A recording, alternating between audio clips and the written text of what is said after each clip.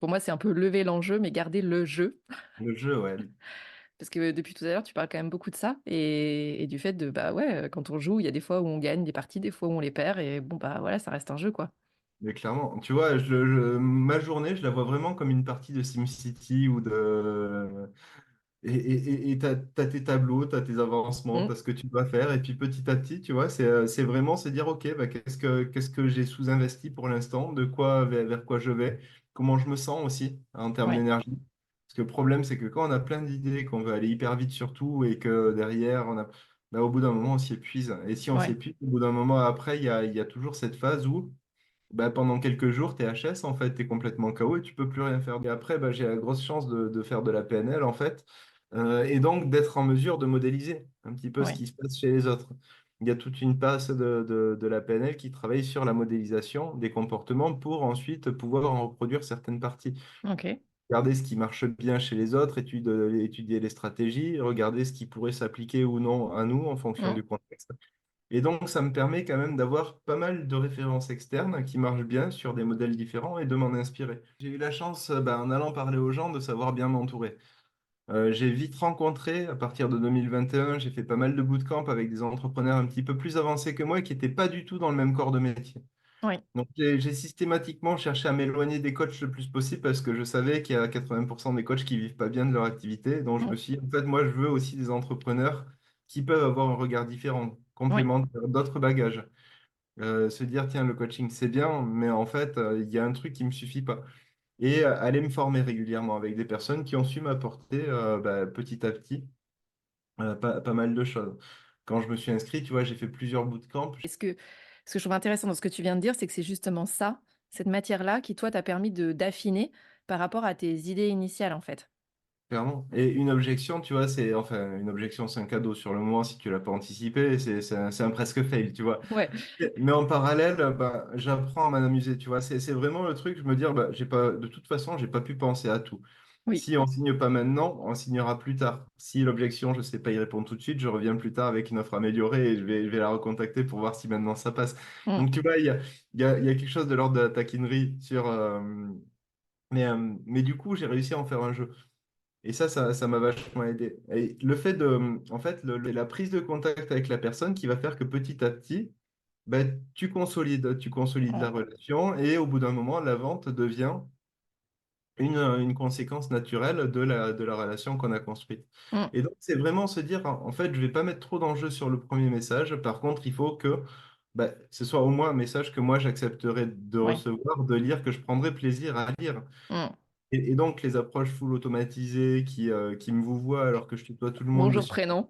Bonjour, prénom. Enfin, bon, ça, je le fais, tu vois, le bonjour. Oui, enfin, si, c'est Non, pas mais quand c'est le le voilà, c'est ça. Quand tu vois que c'est tellement automatisé que le robot n'a pas mis le prénom à la place de prénom, donc voilà. Maintenant, voilà, j'ai plus d'excuses. Je me suis mis une pression et puis ça m'a permis de rencontrer pas mal de gens hyper cool, Mmh, surtout. D'aller trouver des gens qui étaient dans la même dynamique, un petit peu, tu vois, libre, un petit peu pirate, un petit peu dans comment on crée un environnement modulaire pour les solopreneurs. ouais, Comment on va chercher un petit peu de liberté. Il y avait un truc de l'ordre de la piraterie dans ce bootcamp et c'est ce que je suis parti chercher. mmh, Des gens qui me ressemblaient un petit peu. Et j'ai rencontré des personnes après, dont Floriane Bobet, chez qui je suis parti en bootcamp en 2023, où j'ai rencontré d'autres personnes.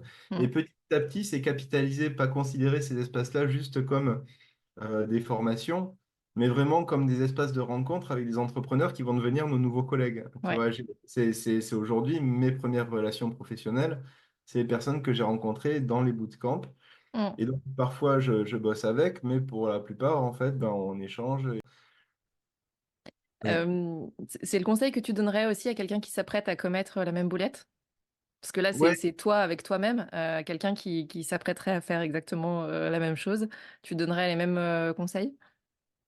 clairement. Va t'amuser, va parler aux gens, teste sur le terrain.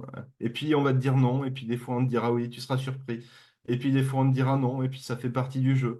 Et parfois, on te dira non, pas tout de suite. C'est pas forcément agréable, en fait, hem, mais il vaut mieux le faire là et réajuster là tout de suite, en confrontant au marché, déjà plutôt qu'après avoir passé, comme tu le disais, 4 5 mois à réfléchir, sur un truc qui ne sortira jamais, parce qu'on a perdu 4 5 mois, en fait. Ou de se retrouver à avancer dans une direction qui n'est pas la bonne et à devoir générer ou gérer plutôt plus tard de la frustration, de la culpabilité, de dire: «Ah mais vraiment, j'ai complètement foiré, ça y est, ça fait 6, 8, 10 mois que je bosse pour rien» et cetera. Donc la confrontation, en fait, et le gain, à peut-être mettre en exergue ou à c'est de dire: «Est-ce qu'il vaut pas mieux que je me frotte tout de suite au marché et que je réajuste tout de suite, versus devoir me prendre une grosse claque dans la tronche dans quelques semaines ou mois, parce que c'était pas la bonne direction et qu'en vrai, j'aurais pu le savoir dès le début si j'avais posé la question, quoi». Le truc, c'est à quel moment, en fait, j'en fais un apprentissage. Et le principal fail, c'est de ne pas considérer ces erreurs, ces espaces où on trébuche, en fait, comme des zones où on va pouvoir se remettre en question et progresser. Ouais. C'est vraiment gérer le marathon, quoi. C'est ouais, et ses ressources, Et et tu parlais tout à l'heure de gaspillage, c'est ça en fait, c'est gaspiller, son énergie, son temps, parfois son argent aussi parce qu'on va investir au mauvais endroit dans c'est la prise ça. de décision. Donc c'est ça en fait. OK. C'est rajouter de la conscience sur qu'est-ce qui est en train de se passer en ce moment en termes d'énergie, de quelle manière le calcul y est bon, et Mmh. si je suis en sprint, jusqu'où je vais et comment je m'aménage une plage de repos après. Ouais. C'est vraiment penser sur la durée aussi. Et donc, ça fait partie des petits fails, tu vois, où j'ai dû me brûler les ailes trois, quatre fois.